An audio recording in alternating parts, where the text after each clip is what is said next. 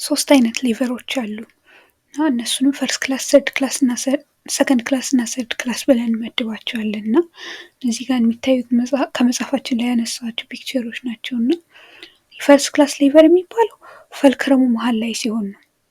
እርካቡ ድግፍ የሚያደርገው ነገር መሀል ላይ ሲሆን እሱ እንደሱ አይነቱ ሌቨር ፈርስት ክላስ ሌቨር ይባላል።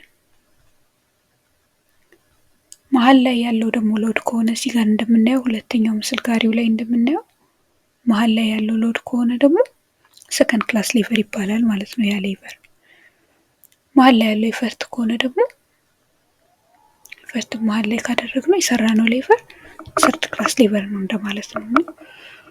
የመጀመሪያው ክላስ ሌቨሮች ላይ ስናይ አገልግሎታቸውን ስናይ አንዳንዱ መቀስ በትንሽ ጉልበት ብዙ ነገር ይቆርጣል። አንዳንዱ መቀስ ደግሞ በጣም ያታግላልና በትንሽ ኤፈርት ትልቅ ሎድ የሚሰራ ትልቅ ሎድ የሚያሳርፍ መቀስ አለ። ያ ማለት ሜካኒካል አድቫንቴጃችን ከአንድ የሚበልጥበት ጊዜ አለ። የሚያስቸግር ደግሞ አለ፣ ወይም ደግሞ ምንም ያን ያህል ምንም አይጠቅምም አለና ሜካኒካል አድቫንቴጃችን አንድም ከአንድ በላይም ከአንድ በታችም ሊሆን ይችላል ማለት ነው በፈርስት ክላስ ሌቨሮችን ስናስብ። ሰከንድ ክላስ ሌቨሮችን ስናስብ ለምሳሌ ጋሪን ብንወስድ ጋሪ እንግዲህ በትንሽ ፎርስ ትልቅ ነገር ለመሸከም ነው አይደል የሚጠቅመን።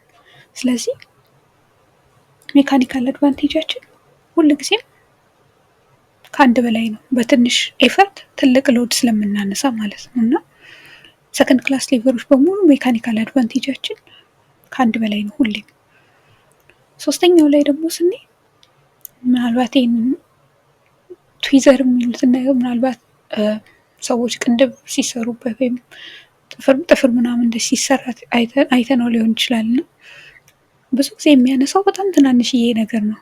በደንብ ተጭኘው በጣም እንደዚህ ብዙ ኤፈርት ነው ከተጠቃሚ የሚፈልገው። ግን በትዊዘር ለምሳሌ ከበድ ያለ ነገር ላንሳ ብል አይሆንም፣ ትናንሽ ነገር ነው የሚያነሳልኝ እና በትልቅ ኤፈርት የሚያነሳልኝ ትንሽ ሎድ ነው። ስለዚህ ሜካኒካል አድቫንቴጅ ሁሌም ከአንድ በታች ነው ማለት ነው ለሰርድ ክላስ ሌቨሮች።